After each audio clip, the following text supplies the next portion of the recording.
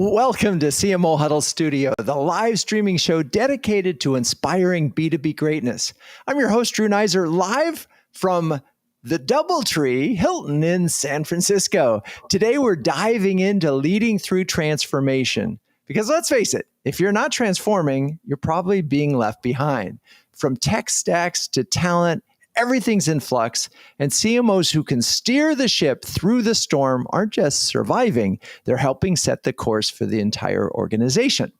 With that, let's bring on Chris Pieper, VP of Enterprise Marketing at ADP, and a returning guest who's previously appeared on the show to discuss product launches. Hello, Chris. How are you and where are you this fine day? Hey, Drew. Thanks for having me. I'm in Roseland, New Jersey today. Super exciting. Yeah. Well, it is the Garden State after all, Chris. So, all right. Well, let's dive into how are you approaching transformation, right now? And we're talking marketing strategy and internal culture, and it's a big company. So, talk about your world as it relates to that. Yeah, thanks for the question. I believe that transformation isn't just about changing approaches. It's obviously there's some kind of general objective of why you're even starting the project in the first place, but it's not about changing approaches. It's really about shifting mindsets, at least as a key factor of success. So I think pairing both a bold and inspiring strategy with a cultural story that people can see themselves in is really the key. So you can't just bolt on new tools, new ways of doing things, or use profitability as an inspiring rallying cry. That doesn't necessarily work. So I think it's really important to connect the why to both growth and pride, showing teams how this transformation makes their work more meaningful, not just that we're adding extra steps. It's so funny because I know as marketers, and you and I have had this conversation over the last several years, that it's easy to see for the marketer often where you want to go. You can set that strategy, you know exactly how to do it, and you're ready. You're already there. But then you got to bring all these people with you. And I love the notion of, so what are some of the challenges of and things that you need to do? Because let's say we've got the big idea, we know where we want to get to. How do you sort of bring people along and generate the pride that you're talking about? I think it's a great question again. Super critical. I'll give you an example of one transformation initiative. So really adopting ABM or ABX, pick your kind of terminology that you like to use, as really the go-to-market standard for how we deal with approaching the enterprise market at ADP, which we define as organizations with 1,000 or more employees. So we're an extremely sales-driven culture. You heard that on the last podcast. One of the largest sales forces in the world, about 11,000 sellers across the world. I mean, it's massive. And this was a big change. It's been very sales-driven historically. So just really kind of positioning this new approach, which could obviously be scary because change, inherently can be scary, especially when it's disrupting the status quo. There was a couple things that we did to really kind of focus and try to kind of bring this along. Change management, obviously, core, is key. What are those key things?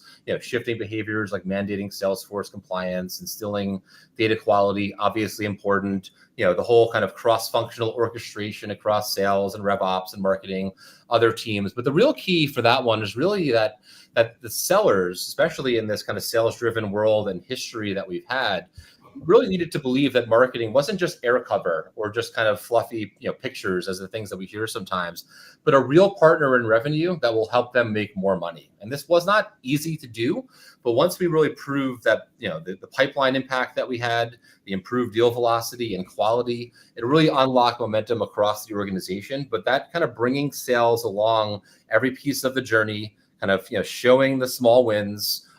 Without that, I mean, it's kind of just another kind of thing that's lost in the noise, frankly. Well, it's so interesting. I mean, 11,000 salespeople, that's just like, that's an army. And I can imagine that they had their way of doing things. And I'm also imagining that you couldn't go to all 11,000 right away and say, hey, we're changing this. So how did you build the case to sort of, through a pilot or something, to get a few people and show that it worked so that you could start to get, again, this army on board? It's exactly how we did that. rather than just kind of launching it from day one. And we have about like 11,000 or 12,000 accounts. That's it, even though they're meaty across our entire enterprise market. So just doing that all in one shot, especially coming from the kind of previous state, which again was more sales driven, that wouldn't have worked. So it was really important for us to figure out who are those sales champions, specifically sales in our, at least in our environment. Who are those sales champions that want to do something differently? They want to be on the cutting edge. They want to have, a differentiation between them and their peers, versus we have plenty of people that have made literally 15 or 20 presidents clubs because they've been here that long.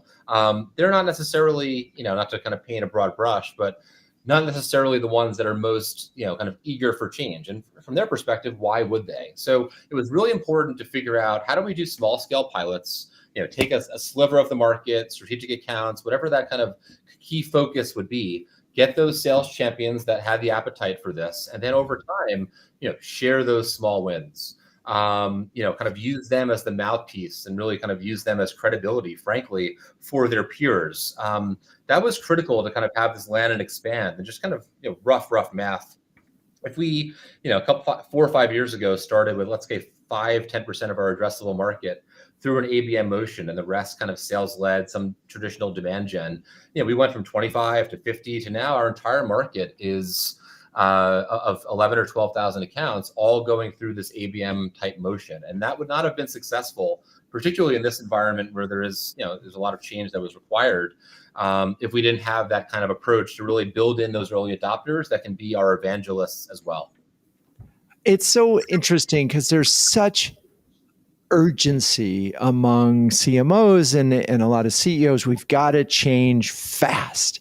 And what's so interesting here is, obviously with a company the size of ADP, one, changing that fast is probably impossible, but two, there's an advantage of doing it to go from 5% to 100% over what, 4 years?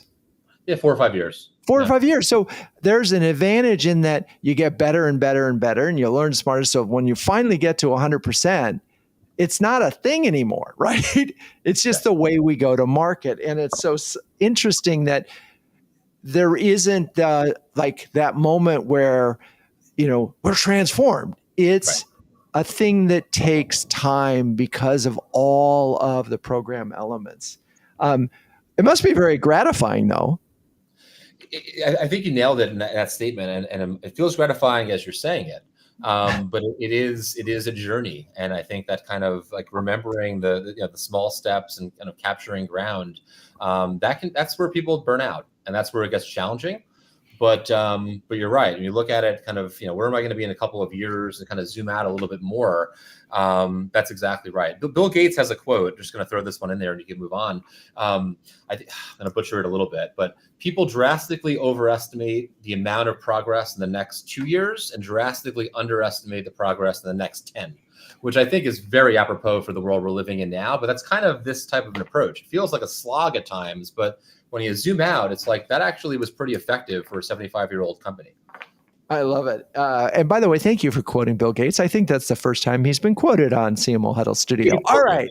Could be someone else. Perfect. Well, and this is great because we're now going to bring on Putney, Cloos, who is a CMO of Bombora, who's joining us for the first time. Hello, Putney. How are you, and where are you this fine day? I am in New York City in Bombora's headquarters, and thanks for having me. I love it. And you look fabulous. I just, had to get that out there. It's just, I did dress special for this, Drew. Thank you. Not in a penguin outfit, but that's okay. We, there's a sort of just only one other huddler who actually has a penguin hat. So you're good. You're off the hook there. Well, first of all, welcome to the show. And it must be interesting because you heard Chris talk about ADP in 4 years. You don't get that kind of time at the kind of companies that you've been working at necessarily.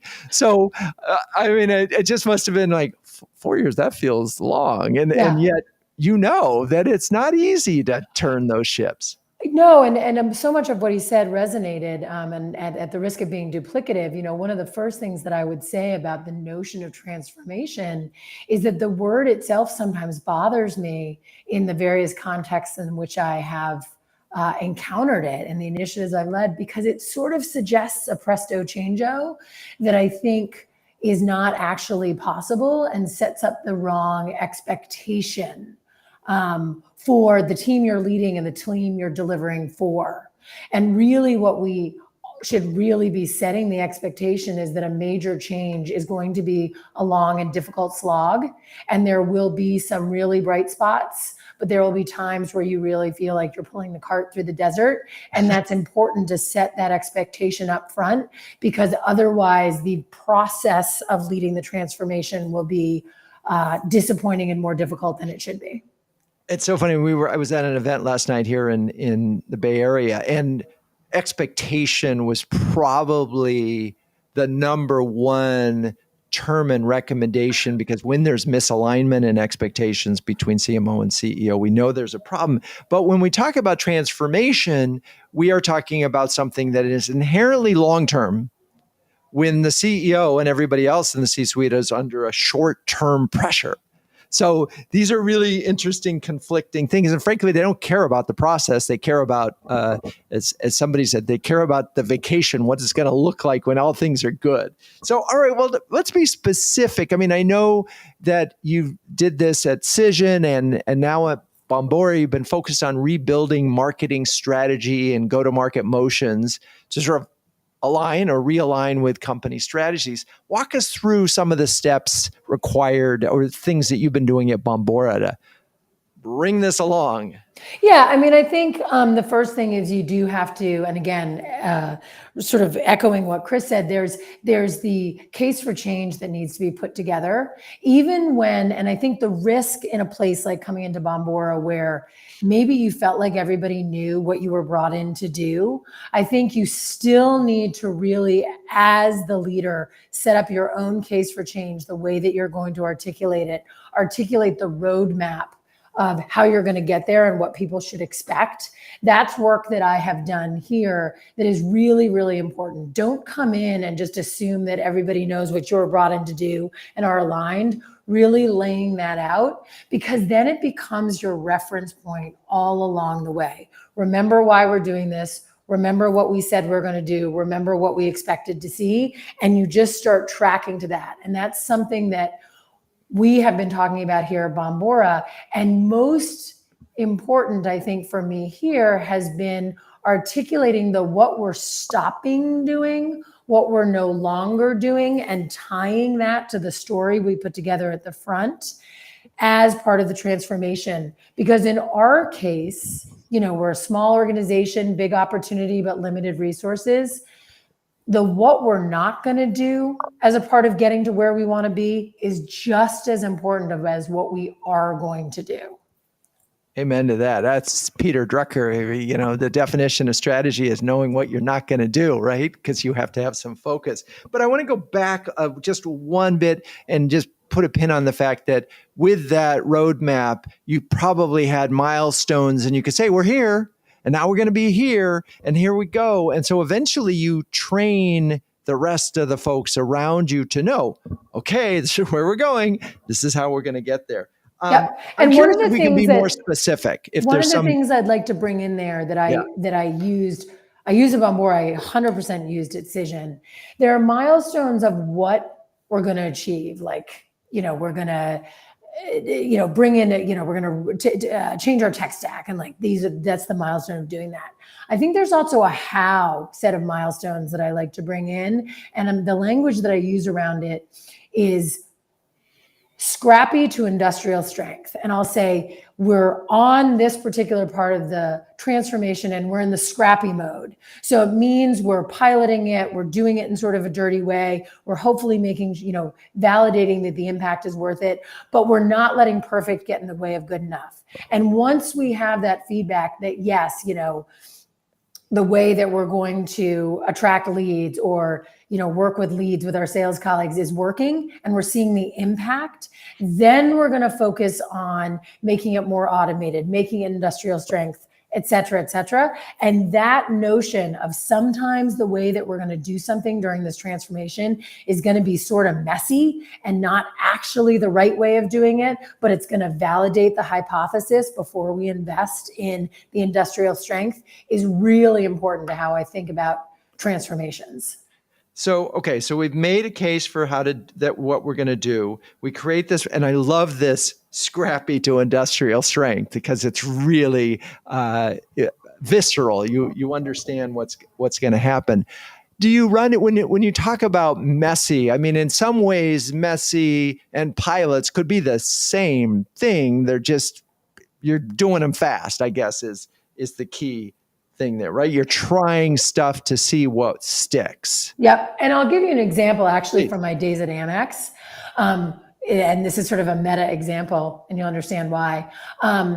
I led a transformation of how our middle market team was going to market and really moving them off of cold calling to warm leads. Bombora, which is where I met Bombora, was a key part of this. When we started bringing in Bombora data and getting our sales colleagues to follow up on those in-market leads, we used a spreadsheet that we sent once a week to a pilot group of sellers, just the way Chris was talking about, right? Totally messy. Think about American Express. That's not how American Express does stuff. But industrial strength was going to mean getting into Salesforce, getting all of our data scientists all involved, et cetera, et cetera. That was going to take years. We needed to validate that there was an opportunity that was worth going after and all of the pain of going after it. And that's the scrappy part. And then industrial strength is there are 1,001 ways to make this the right way of doing it within the tech stack, within all the sellers, having all the measurement metrics, et cetera, et cetera. But trying to go all the way there right away, you were never going to get there. You were going to lose people's interest. Yeah, it's so interesting. It just reminds me of so many different famous case histories of skunk works. It's just people over there on the side doing it in any way they could, and because the company couldn't get out of its own way. So they just and so this messiness as a way of trying, and I guess in the language of startup, failing fast, getting through it, and then saying, "Oh, wait, this really works." And then doing that. And then surrounding yourself with the right people. Another point that Chris made in that messy, scrappy part is really important because not everybody has appetite for that. So, and what good people define by their willingness to try new stuff? Their willingness to try new stuff, their willingness to do stuff in quick and dirty ways, having the incentive to do so, right? Like, often you can pick people where it might really make their career or really jump them up in where they are in the organization if they can try something new and be successful. I love it. All right. Well, so we have to have a goal. We have to have great people to get there. And it's going to be a little bit messy if we want to sort of test and learn before we roll it out and build the, as you called it, industrial strength. All right. With that, let's now welcome David Levy, who is the Senior Vice President and Chief Marketing Officer of Foundever, who is also joining the show for the first time. Hello, David, and welcome. Hi, Drew. How you doing? I am fantastic. Thank you. And where are you this fine day? I am in Salt Lake City, Utah. All right. We have covered the country. We've got East Coast, we've got West Coast, and we've got Salt Lake City. All right. So you heard both Putney and Chris. Yeah. I'm curious what you picked up as you were listening and how that relates somehow to what's going on for you at Foundever. Well, I mean, what Chris was talking about, bringing people along, and the idea of, sort of creating momentum. We've got 150,000 employees, and transformation. The tricky part is sort of running in parallel lanes where you've got to keep the core business going and you've got to sort of start managing to the future business, whatever that end transformation state is. You've got to get people internally on board with that, and you've got to kind of get them to sort of function in a sort of ambidextrous way where they can have both worlds going at the same time. And I think, Putney, was kind of alluding to similar things as far as, having people who are willing to be a little bit scrappy, do things quick and dirty, a willingness to try new stuff. Because, when you're an enterprise and you've got a legacy established, core set of services and you do it in an enterprise way, and then you've got this future state transformation initiative you're trying to get to, you can't do it the same way. You don't have that legacy established process and tools. And so not only are you trying to stay anchored in the present while going towards the future, you've got different skill sets, tools, and processes for both. And so when Putney's talking about good people, I think that that's a pretty it's a pretty tall order for some people. It's a combination of soft skills, hard skills, personality types, ability to be collaborative. I mean, transformation at the end of the day is the end result of the effort of people. So yeah, definitely getting the right people. And not everybody's cut out for that because there's uncertainty, right? And so, but I think we should probably take a step back for people who are unfamiliar with Foundever. Maybe you could talk about the transformation going from a traditional services company to more of a solutions company and just what Foundever does today. Foundever is the result of two BPOs, contact center CX BPOs, Sitel and Sites, coming together a few years ago. And between all of them, all the entities, you're talking about 100-year legacy of service delivery, basically defined by labor arbitrage. Contact center and CX around the world, at scale for all kinds of brands across all kinds of verticals.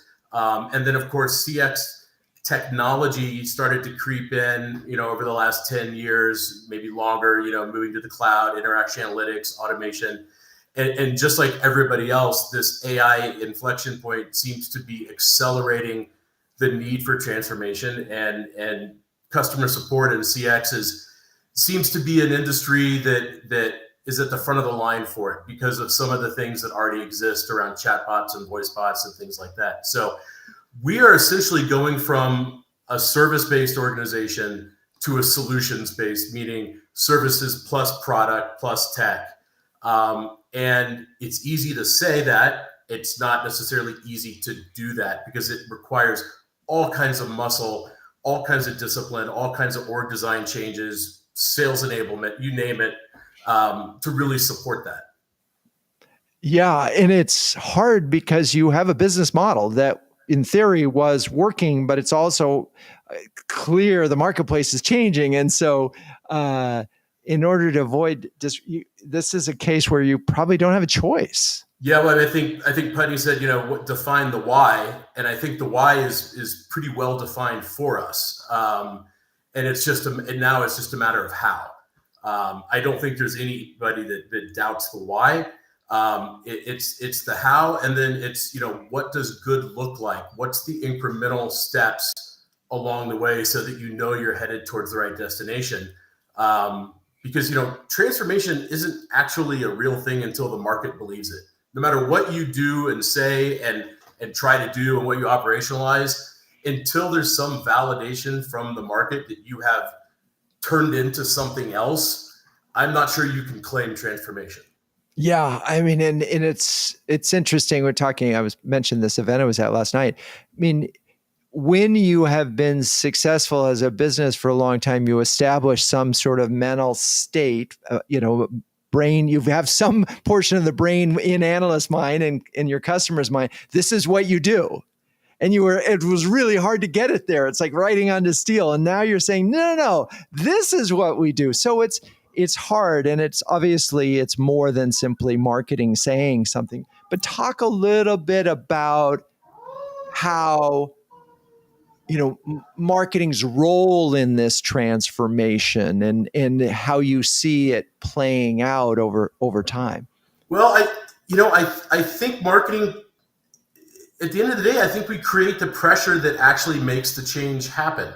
I don't think any marketer with integrity wants to put something out there that's not real, but you do have to start sequencing things, pilots and early wins, and set a vision. You can't wait for perfect to start putting your messaging in market. And so I was talking to someone the other day, and we were talking about the fact that it's almost like marketing manifestation. You have to sort of act as if the future is already here. That doesn't mean vaporware. It means taking those early wins, taking those pilots, taking that roadmap, articulating where you want to go. And then I think marketing does create the pressure for internal alignment and for people to sort of start moving in the right direction. And it's a little chicken and egg, and it's not necessarily comfortable.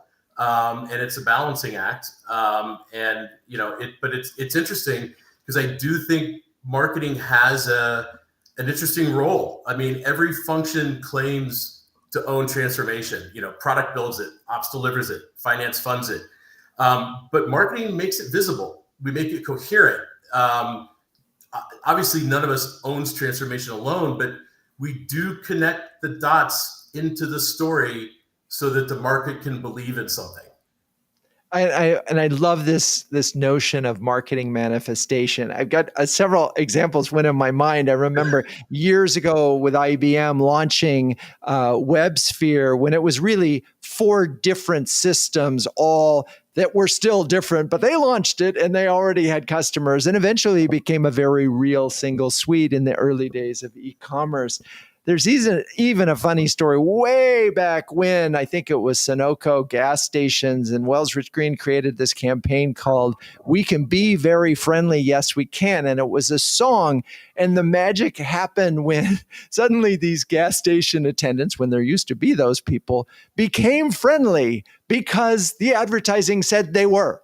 And it literally happened that way. There was one friendly attendant, and next thing you know, they all were. So marketing manifestation can happen. It is real. I've seen it many, many times, and it's an exciting notion for marketers to grab onto. Okay, awesome.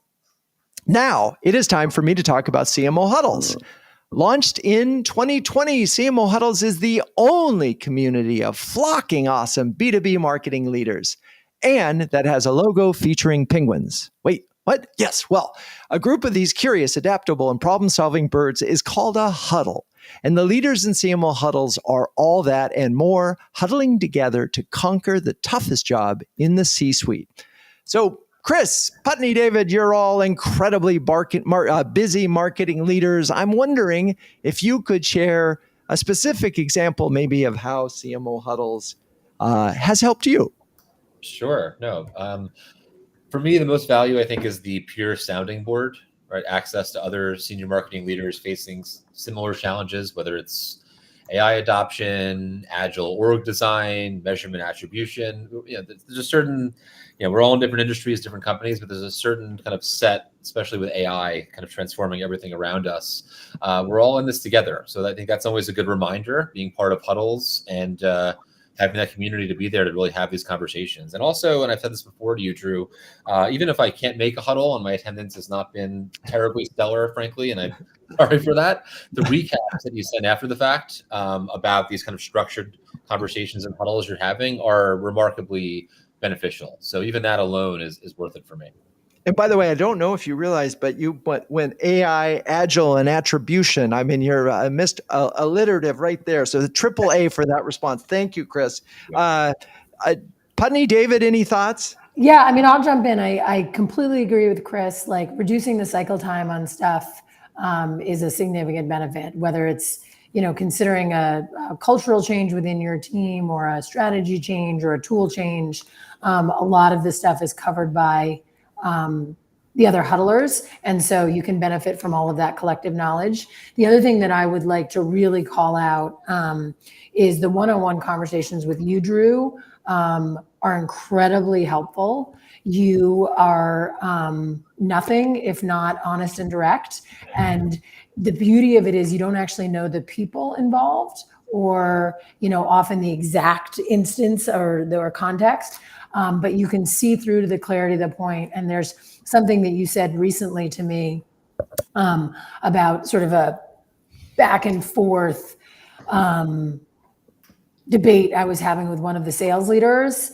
And you basically said, I summarized, you're going to lose this battle and you might as well do X, Y, and Z now. And it was really, really clear. As soon as you said it, I was like, you know what? He's right.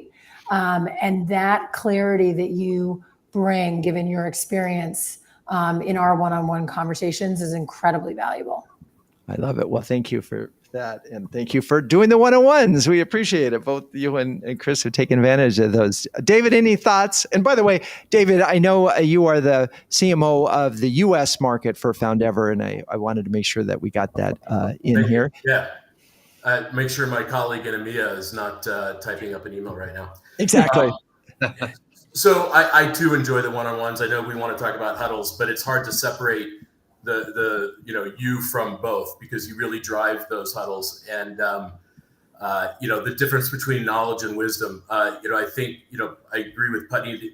There's sort of this ability, whether you know the specifics or not, you can kind of apply some of these universal truths that you've come across in your career. And I think the huddles are people in various states of that journey.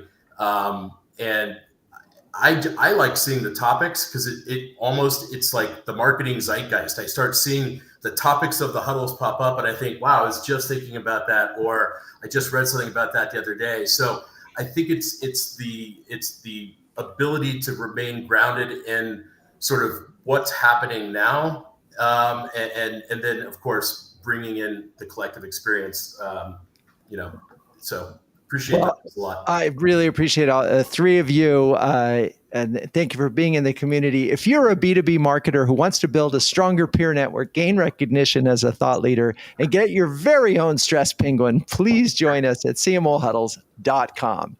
Okay, so let's all come back here, and I'm wondering if there are signals. I mean, and do you know this when you take the job, or does it happens when?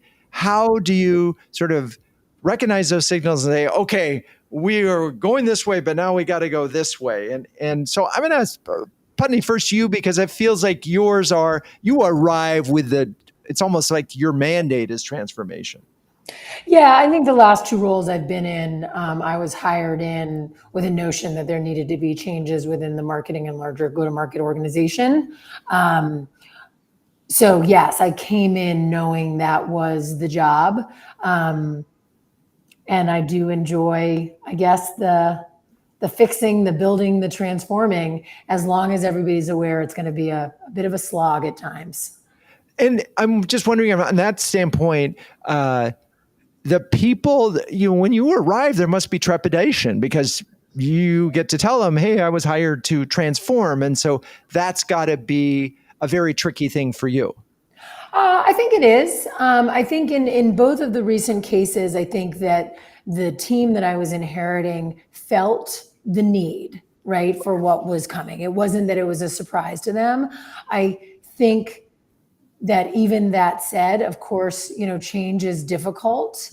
And that's where I think the storytelling that I think all three of us have talked about comes in, so that you articulate clearly the what's in it for the company, what's in it for the team, what's in it for me, which helps bring people along. And it doesn't necessarily address the trepidation directly, but it creates the payoff, or articulates the payoff.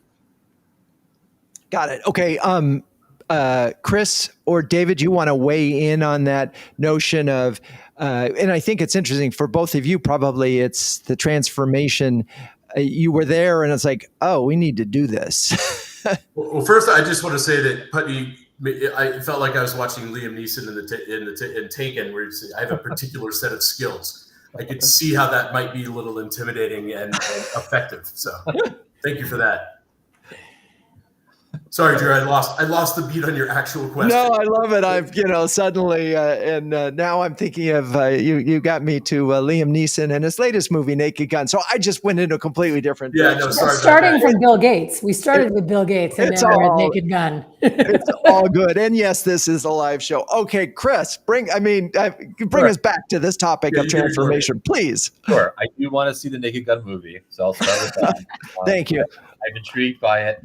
I think as Putney kind of said, a lot of times it's, or at least my interpretation of it, a lot of times it's handed to us of what the doctrine is going to be. So that's kind of part of it, where it's not necessarily the kind of discovery of those elements. So that like the bigger, strategic business changing pieces of it, that a lot of times you have to attach to that or you're dead.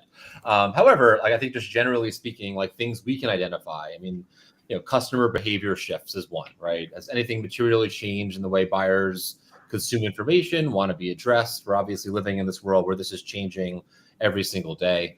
Looking at pipeline is a big one that we like to do. Our sales cycle slowing? Is customer acquisition costs going up? Are win rates slipping in our target segments? Like why and what do we do about it? Competitive disruption is always something that across, top to bottom in the organization, of course, we're all obsessed with and hyper-analyzing. And I think one way to look at this one is there's a tendency, of course, like, oh, our competitors are doing this, we must jump in. But like, what are these prevailing trends? And okay, they're all in here.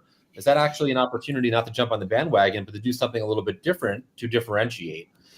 Is one. The last one I think is just like technological waves, and again, I'm almost tired of it, even though we're just getting started here about AI. But it's literally transforming the world around us, and I think every company must be in some transformation relating to AI. But I think I think that's just kind of universal. That if you're not kind of addressing that, I mean, you're just behind the eight ball already in some way, shape, or form.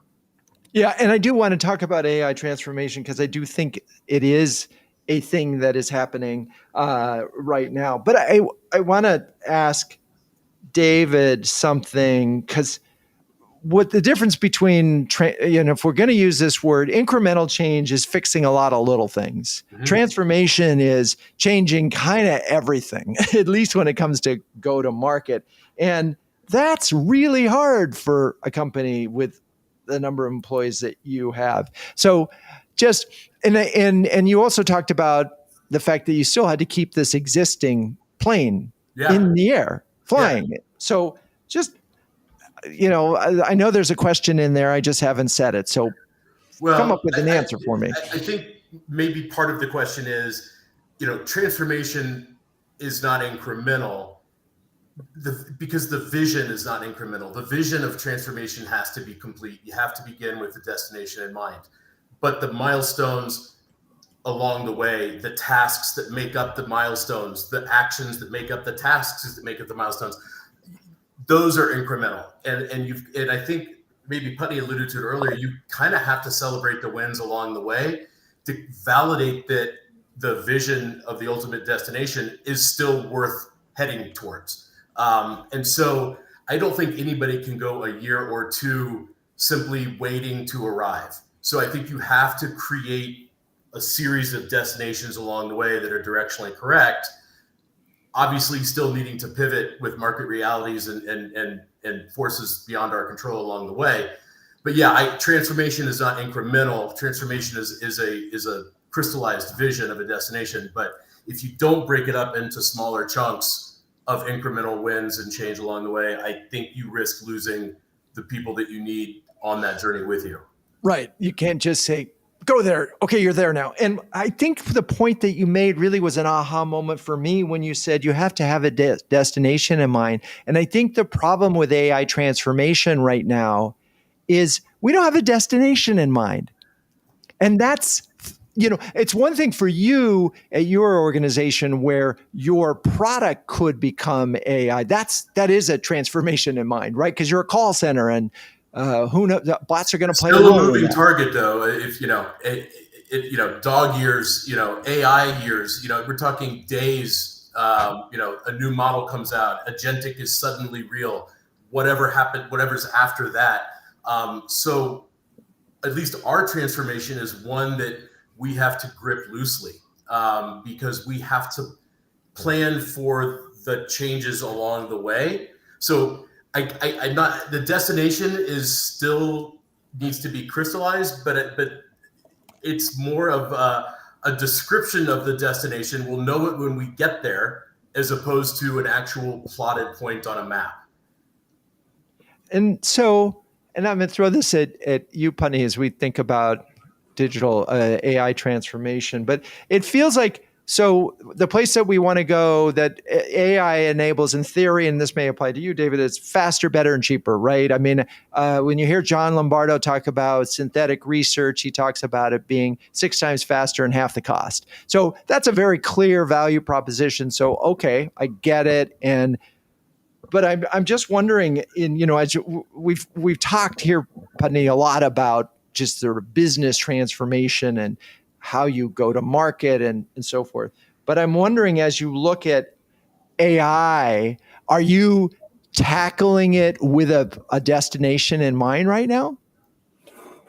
Within my own team, I think the destination, but not, we don't know the full potential, I think is the challenge, is exactly that, the productivity destination. And so what I ask myself and my own team to do is think every day about, am I doing something right now that could be done probably faster or easier if I used an agentic tool, an AI-based tool. And that is a exploration and an experimentation right now, with the destination being enhanced productivity. Yeah.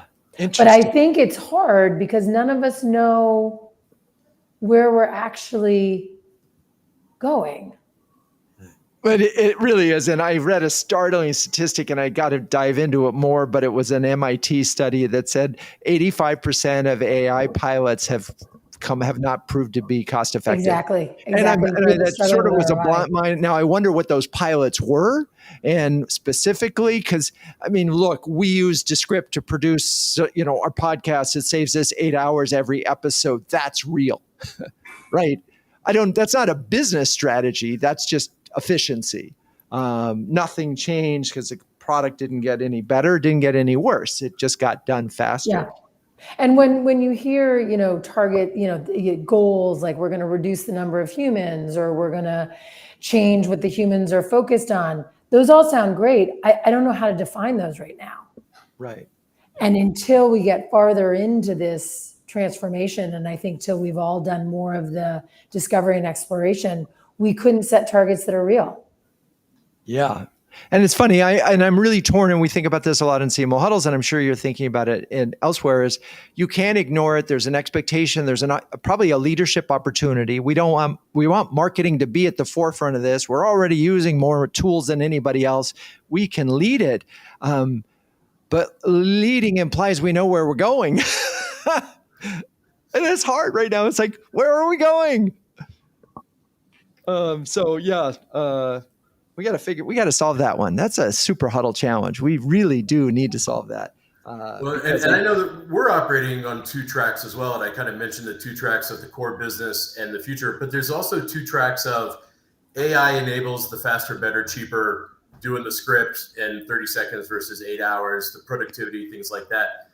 But at least in our business, and I'm sure there's a parallel in everyone's business, at what point does it unlock an entirely new set of value propositions? And so, just for instance, the customer support contact center world, we all know that loyalty can be won and lost in those interactions. But those contact centers are built for scale, and they're built for efficiency and speed, and the cost, it's seen as a cost center. And so through that lens, AI is about making things more efficient, making things cheaper, making things faster. But there's a point at which AI enables so much data at scale to be applied that you can start doing that hyper personalization, that next best action, that predictive intelligence. And suddenly there's a paradigm shift from you're a cost center to you're a value creator. And the thing that we always knew intuitively, that loyalty gets won and lost in those moments, becomes an entirely new way to frame the business. And the value creation becomes front and center. And what comes along with that, when you get reclassified from a cost center to a value creator, it unlocks budgets, it unlocks C-suite relationships, it unlocks all kinds of things that can completely, truly transform your business and change your model too. So yes, the faster, better, cheaper efficiency is the easiest, most accessible thing today. But the commitment to trying to stick with it long enough to really change a business model or change the way the market sees you, that's the bigger promise, I think. Well, and I would say, the real focus of AI for the last 6 months has been just faster. not cheaper, because we don't even know if that's the case. It's just faster. And I think what you're talking about is the better part. And I'm wondering then, if we just frame all of these, how do we do this? Not, again, take fast out, take cheaper out, and just say better in the context of, say, serving our customers. What's that look like? Then maybe that's where we can unlock this thing, is by really, because like, Putney, you were talking about efficiency. Great. And I think everyone will appreciate, I didn't have to make that phone call because the agent did it for me. But better, what does that look like? Does that spring any thoughts for you, Putney? I think I'm just back in the exploration mode. Like I think really understanding the vectors of value creation and how to get there is where we all are. Right. So maybe I don't have it. I don't feel like I have an answer. No, it's fine. Because I didn't really ask a question. But go ahead, Chris, jump in. No, I think I'm in a very similar boat to Putney as well. It's exploration for sure, and I'm already seeing some of these conversations like strat planning and just like what should our key initiatives be, and you'll get those comments in there. It's like, oh, that was a really successful program we ran last year. Like now you have ChatGPT. Like just do it 5 times or 5 different verticals. And it's like, well, hang on a second. Like that expectation's already coming, but what about all that on the back end? Are we actually going into making up the space? Healthcare, we're obviously a very big player in healthcare, but are we going to have that kind of full service experience, the sales experience, implementation experience? Or are you expecting me with quick ChatGPT kind of personalization of existing content to go and be a believable presence in X vertical? So it's just interesting. Like it still looks exploration. A lot. My point, I guess, is really just kind of productivity targets being thrown out there with expectations when we're still kind of exploring and trying it out. So that's just kind of some of the things that I'm seeing. But yeah, I mean, those things that I'm saying are like, that's not quite yet. We are obviously exploring that because we believe that is the future for sure. It feels like it's a managing expectations challenge, like just about everything in the marketing leadership role. And certainly because you have people like Sam Altman saying, oh yeah, there'll be $1 billion company with 1 employee, that doesn't make that kind of expectation, does make it a little more challenging. And I want to sort of wrap up a little bit with this. We're talking about messy middle right here. And Putney, you talked a little bit about that. And we're in the messy middle with ChatGPT, with AI, and you guys are in your other transformations. What advice do you have for other CMOs in managing that part of it? Because you don't get to the destination right away. I mean, Chris, it took you a long time, and so talk a little bit about that. And you feel free to repeat yourself, Putney, if you need to. But yeah, I think I probably will. Unfortunately, I mean, I think one, just acknowledging where you are is a really important thing. I mean, I typically as a leader am incredibly honest about how things are going. And I think if you're in the messy middle, you just got to call it out as such, while being clear about where you started and what you think your destination is. But if you're in the difficult messy middle part, just call it like it is, and then continue to articulate where you see the progress, the milestones, the tasks, the actions as David laid out, and continue to remind people of what the destination and the value you think that's going to bring. But it's okay not to be there. And I think that's the part that we all have to be confident to articulate, because you're going to get yourself into trouble if you overpromise where you actually are. Yeah, you have to have some kind of promise, right? We have to, because there is a promised land that we're trying to go to. But I get the other thing I heard unstated here is the need for employees that can deal with ambiguity. I mean, we as marketers are kind of used to that, right? Long-term, short-term. Chris, what do you want to add in here on this messy middle part? That alone, I could talk to you for an hour and a half on just human and being comfortable with ambiguity. Like there's always been some are, some aren't, and a spectrum, but I think there will be no world other than how do you effectively navigate ambiguity quickly? Like, so that's different topic, next podcast. But if you're familiar with the Kubler-Ross model, it's also known as the stages of grief, which is not good good marketing for this podcast. But in transformations, we actually look at this. Like, people follow a pretty predictable set of steps. If it is as you were saying, to a transformation of significant scale, not like an upgrade of a small thing, but denial to anger, to bargaining, to depression, to acceptance. So again, doesn't sound very optimistic, but that is how most human beings go through massive change. So a few things, and again, Putney kind of hit on a lot of these, but I think the celebration of the small wins to keep people engaged is huge. Success stories of the model working, early and often, probably more than even feels right. Like, just over communicate that piece. Check in frequently. Like, it's not enough to just kind of assume everyone's going through this journey in a kind of holistic way with the rest of the group. That's not the case. So, and also not just tracking tasks, but lend an ear, actually, genuinely listen to concerns. And I think Putney nailed this one for sure. Like, just repeating the why, reminding leaders and employees of the bigger picture and why we're on the journey we're on, not just this is more work for you to do and you have to do it. It's got to be, again, back to that with them and really kind of painting that vision of why this is going to make their lives better.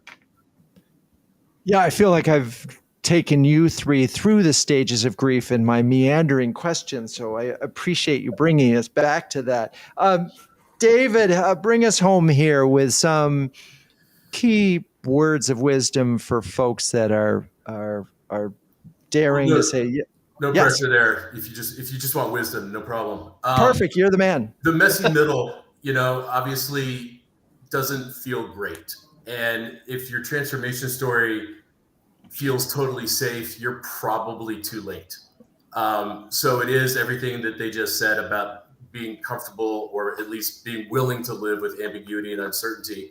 And I think ultimately that leads to something, Putney's talking about, this is her, third, second, fourth round of transformation. And I'm certainly seeing and starting to notice executives who sort of build a career around transformation, and they're much different animals than the business as usual executives. But ultimately it comes down to the fact that transformation is not a campaign. It's not a value proposition. It's not a brand promise. It's an act of leadership. And that's what I think is most interesting about transformation. And I think, Chris was saying that communicate a lot, communicate often, communicate to people who are only seeing one side of it. It takes leadership to know that and to be willing to act on it continuously. Marketing transformation is an act of leadership. I love that. And I think that it's an opportunity, if you're not aiming for a transformation as a CMO, kind of what are you doing? Right? In some sense that this is, you're sort of saying we can really transform this organization. We also had this language of marketing manifestation, and that we're not talking vaporware, but we are talking about painting a vision that maybe we're not 100% fulfilling today, but we certainly know that if we did, we would achieve this vision that marketing and hopefully the CEO have and the C-suite are all articulating. All right. Well, so what we learned today is transformation isn't easy, and it can be messy, but it certainly is worthwhile and exciting when it happens, because it's like, oh my God, look at what we did. All right. With that, I want to thank Chris, Putney, David. You're all great sports. Thank you, audience, for staying with us. Please join us in 3 weeks when we'll be talking about fractional CMOing with Marshall Poindexter, Alan Gosenhauser, and Katrina Clear. Cue the music.